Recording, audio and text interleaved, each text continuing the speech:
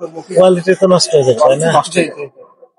Quality নষ্ট হয়ে গেলে ওষুধ খেয়ে তো লাভ হবে না। লাভ হবে না, শুধু শুধু টাকা অপচয় হবে। আমি মাজনকে বলবো এসির ব্যবস্থা করার কথা বাইরে রাখতে, যেহেতু আপনারা বলছেন।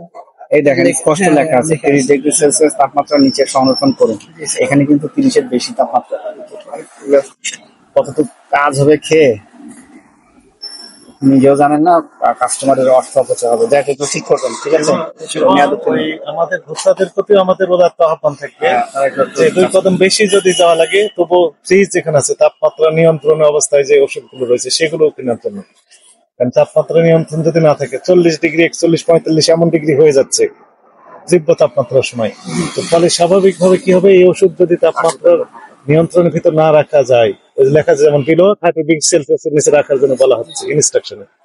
তো সেই ওষুধের কোয়ালিটি যদি নষ্ট হয় তাহলে আলটিমেটলি ওষুধ খেয়ে কোনো বেনিফিট হবে না। তো ফলে এসি আছে এমন ফার্মেসি থেকেই ওষুধ কেনা উচিত আমাদের। কাস্টমাররা যদি বয়কট করে নন এসি যুক্ত ফার্মেসি, তাহলে কি অটোমেটিক্যালি বাধ্য হবে। আর আপনাদের প্রতি আমাদের নির্দেশনা যে যদি পারেন ব্যবসা করেন, না হলে দরকার নেই। স্পষ্ট কথা, একদম বড় ভাষা এটি হয়ে গেল। 29 আছে, এখন বর্তমান 40+ চলে, তাহলে তো কার্যকারিতা হারাচ্ছে। হারাচ্ছে আমরা বলবো না, কিন্তু করার বিষয় এখানে এখানে বলা হয়েছে যে 30 ডিগ্রি সেলসিয়াস তাপমাত্রা নিচে রাখার জন্য। ওনারা চাইলে তো রাখতে পারে, সেই সিস্টেম ওনারা করতে পারবে, কিন্তু করছেন না। আমাদের নির্দেশনা থাকবে এটি বাস্তবায়ন করার জন্য। উত্তীর্ণ পাওয়া গেল যে আরো পাওয়া যাবে। আমরা চেষ্টা করি সবসময় তৈরি করার। এটা কিসের ওষুধ দেখেন তো? প্রেশার, এটাও তো মেয়াদ। এটা কি কাজ করে? অনেক মেয়াদ এখানে নির্দেশনা দেওয়া আছে। হ্যাঁ, 30 ডিগ্রি সেলসিয়াস তাপমাত্রার নিচে রাখতে হবে। এখন যে গরম পড়েছে আমাদের 30-এর বেশি আছে, কিন্তু এখন দেখলাম এখন ওষুধগুলো কিন্তু মান নষ্ট হয়ে যেতে পারে, তাই না? হয় এগুলো ফ্রিজিং করতে হবে, না হলে এসির ব্যবস্থা করতে হবে। এই যে না হলে ওষুধগুলো কার্যকারিতা হারাবে। অলরেডি হারিয়েছে। আমি এখন টেম্পারেচার চেক করে দেখলাম 30-এর বেশি আছে। সব কিন্তু 30-এর কথা বলা। এবং এই যে গুরুত্বপূর্ণ ওষুধ, ডায়াবেটিক্স, প্রেশার, এটাও সময় চেক করি, কিন্তু কথা হচ্ছে মাসে মাসে চেক করা, তো এই মাসে চেক করা হয়।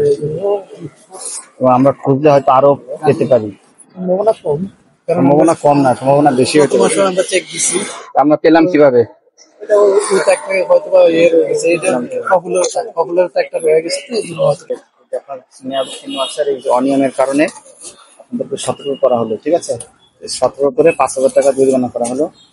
আপনারা এটা আপনার কর্তৃপক্ষকে জানাবেন এবং ব্যবস্থা গ্রহণ করবেন।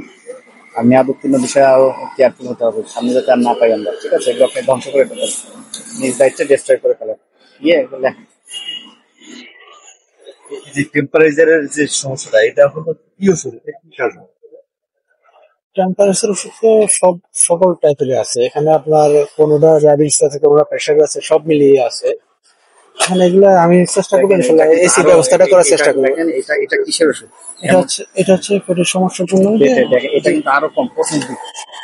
এখন তো 35, এটা কিন্তু নষ্টই হয়ে গেছে। 25 জরিমানা পরিশোধ করে আজকে সতর্ক করলাম। তাহলে ওষুধের দোকানে এসি তো কম্পালসারি নাকি? জি জি, অবশ্যই কম্পালসারি। এখন চেষ্টা করবো দোকান ছোট, তো এর জন্য হয়তো এসি ব্যবস্থা করা হয়নি।